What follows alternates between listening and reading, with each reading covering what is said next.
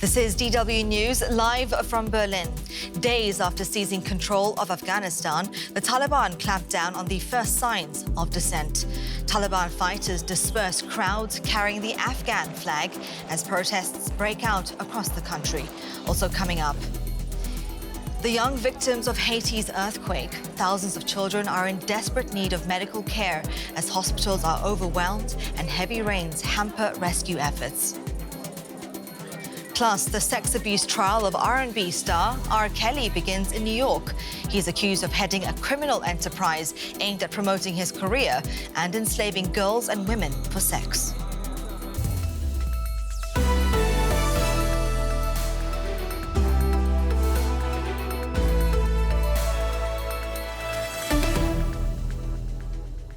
Hello, I'm Raheela Mahomed. The first signs of civil unrest since the Taliban took power in Afghanistan are now emerging. Demonstrations have been reported in several cities.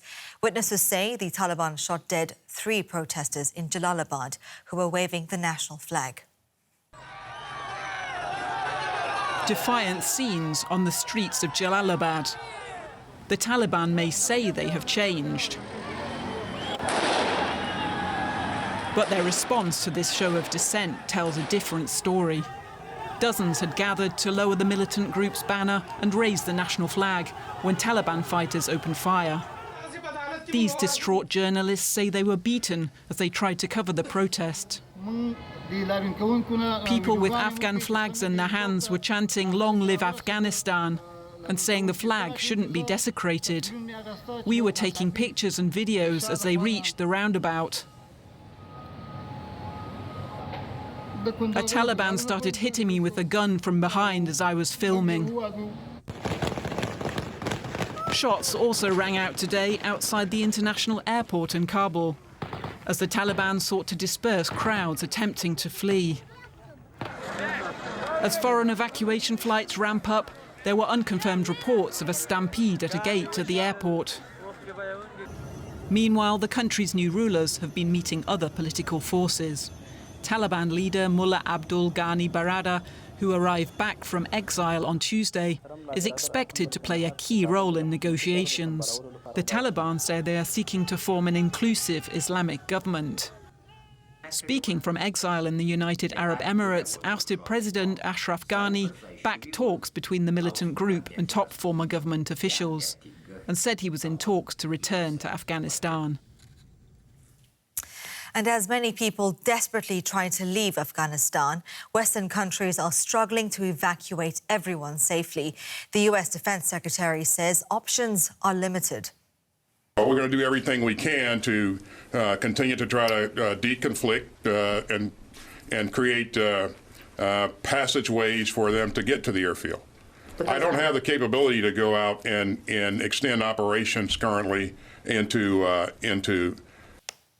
Well, let's bring in Richard Weitz. He's a senior fellow and director at the Center for Political Military Analysis at the Hudson Institute. He joins us from Arlington. It's good to have you with us. So as you heard, the U.S. doesn't have the capacity to get more people to the airport out of Afghanistan.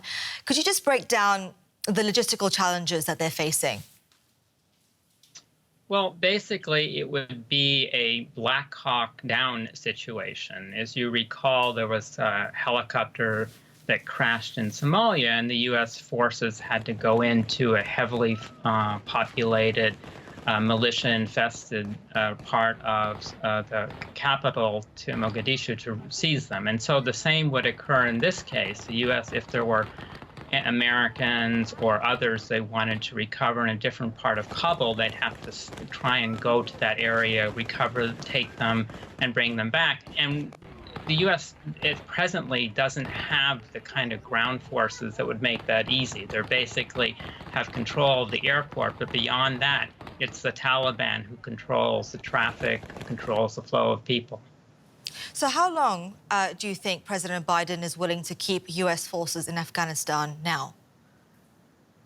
It was just announced that they will keep them as long as necessary to retrieve all the American nationals, which are estimated to be up to 20,000 people who want to leave. So that possible August 31st deadline has been waived. The U.S. says it will keep the amount of forces it needs to keep the airport open. But again, that still requires these people to get to the airport to be removed. Now, let's just shift our focus to the foreign policy objectives here. What other countries can play a role right now when it comes to the future of Afghanistan, specifically the role of Russia and China? Right. So clearly, Pakistan is the country that has the most influence due to its historic ties with the Taliban. And Pakistan is very closely linked to China. And Russia-Pakistan relations have also been improving. Both Russia and China have taken a more moderate tone towards the Taliban. They've kept their embassies open. They haven't accepted the Taliban-led government. Russia still formally lists the Taliban as a terrorist organization. But I suspect that they're going to try and move to closer ties in as long as they're assured that the Taliban will not support terrorist groups that potentially could challenge Russia control, for example, of Central Asia or the North Caucasus, or China's control of Xinjiang and other parts of the country. Former President Ashraf Ghani was seen speaking in a video earlier in the day, justifying why he left Afghanistan. But it also seems to show that he's abandoned his people to some degree. What's your assessment? Well, that's clearly the latter perception appears widespread among at least the people who have been interviewed on DW and other news shows over the past few days. A feeling their president abandoned them, that he was expected to stay and, if necessary, die in the palace or negotiate a transfer. He's also been blamed by some for basically refusing to make the kind of compromises necessary early on to promote a transitional government, for not effectively being a ruler, for someone who really just prefers he was to be a scholar. So I think much of the criticism about Ghani's behavior is justified. Particularly fleeing, I think, was the death blow to the morale of the Afghan forces defending Kabul. All right, Richard Weitz, thank you very much for your time. Thank you for having me. Cries for help from Haiti after a devastating earthquake and a tropical storm. Haiti's location in the Caribbean, along with its horseshoe shape and the thin flanks of the northern and southern peninsula, have made the country vulnerable to natural disasters. Now, medical supplies, food and materials for shelters are desperately needed. Hospitals are sending out pleas for immediate help. Crowded into this hospital room, they are the least able to help themselves. Thousands of injured children in Haiti are desperate for care after Saturday's powerful earthquake. Doctors say the hospital is urgently short of staff to tend to all victims. UN estimates say more than 540,000 kids have been affected by the quake. Other numbers are equally staggering. According to the Haiti Civil Protection Agency, at least 1,941 people died and over 10,000 people were injured, along with heavy damages to more than 12,000 homes. We have trapped victims and overwhelmed hospitals. The scenes elsewhere, just as bleak. Hospitals say they're in immediate need of more supplies to stop the death toll from climbing. This woman just lost her daughter at a hospital in Lakay. We came in yesterday afternoon. They couldn't do anything for her. They just gave her a painkiller. And she just died in my arms this morning. Haiti's earthquake has left tens of thousands without shelter, left to sleep in the streets. Their suffering was only compounded as Tropical Storm Grace lashed the region with heavy winds and rain on Monday and Tuesday. Now aid is slowly beginning to arrive, but with it, anger over what many see as broken promises and misused humanitarian funds after the last major quake 11 years ago. Now, the sex trafficking trial of R&B singer R. Kelly has begun in New York. Prosecutors accuse him of running a criminal scheme where women and underage girls were recruited to have sex with him. The trial was delayed several times because of the pandemic. It's expected to last a month. The arrival of attorneys and family members of alleged victims outside the court in Brooklyn, New York. Expectations for this trial are high. It was important to be here on the first day because we've been in this journey for so long, over 5 years. And so it's important to be here on the very first day just to hear the opening statements. It provides some relief for us and some type of closure. A tense day for these parents of an alleged victim. It's definitely going to be a change. Yeah, definitely. It's not going to get away with this. I promise you. But did Robert Sylvester Kelly get away with it for decades? As R. Kelly, he sold millions of albums worldwide and was showered with awards. A superstar who promised women and minors a career of their own. The indictment hints at the price his accusers had to pay. R. Kelly is said to have sexually abused them, producing child pornography and keeping young women like slaves. Back in the 1990s, a growing group of women made accusations against Kelly. Most cases were financially settled out of court, or he was acquitted. But then in 2019, he was arrested after a 6-part documentary was released with extensive details about Kelly's alleged system of manipulation and sexual abuse. The 54-year-old denies the allegations. Lawyers for Kelly have often tried to portray his accusers as vengeful, disappointed groupies. Finally going to have his day in court. His justice will be served, and you'll get to hear the whole story. The story, according to the indictment, also includes details about managers and bodyguards who helped Kelly recruit young girls and boys for sex. Testimony from former employees is expected. If convicted, the former superstar faces decades in prison. Well, for more on this, I'm joined by investigative journalist Jim De Rogatis.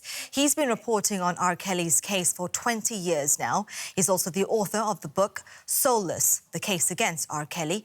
It tells the story of how he uncovered many of the crimes that the singer is now accused of. It's great to have you with us on the show, Jim. Can you talk us through how your investigation into the story started? Well, you know, I was the pop music critic at the Chicago Sun-Times. The great film critic Roger Ebert did movies. I did music. I got a fax that said I compared Kelly favorably to Marvin Gaye. And the fax said Marvin had his problems. They're nothing like Robert's. Robert's problem is young girls. And after 6 weeks of reporting, we ran the first story in the Sun-Times on December 21, 2000. And today, I heard a federal prosecutor stand in court and paraphrase what had been our lead, that R. Kelly is a predator who abuses his position of wealth and fame to pursue illegal sexual contact with underage girls. But Kelly has also strongly denied sexually exploiting young girls and women. So what's your response to his denial? Well, in 2002, there was a 26-minute, 39-second videotape of him having sexual contact with a 14-year-old girl, directing her to call him daddy, urinating in her mouth. It took 6 years for that case to go to trial, and in a travesty of justice in Chicago, in the state of Illinois' case, he was acquitted.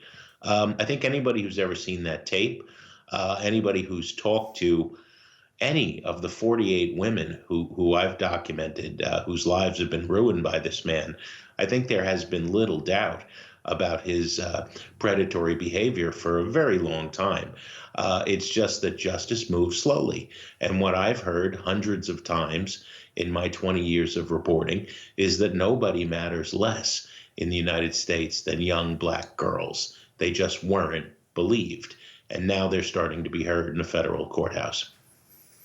When it comes to the Me Too movement, do you think this will encourage others to come forward and speak up against this kind of abuse?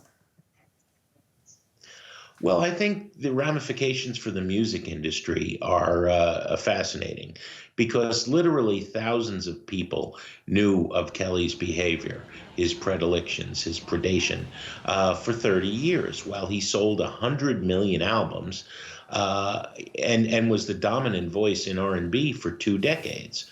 Everyone from tape operators and gophers at the recording studio to the head of Jive Records, Clive Calder, who sat in on settlement conferences with some of these young women.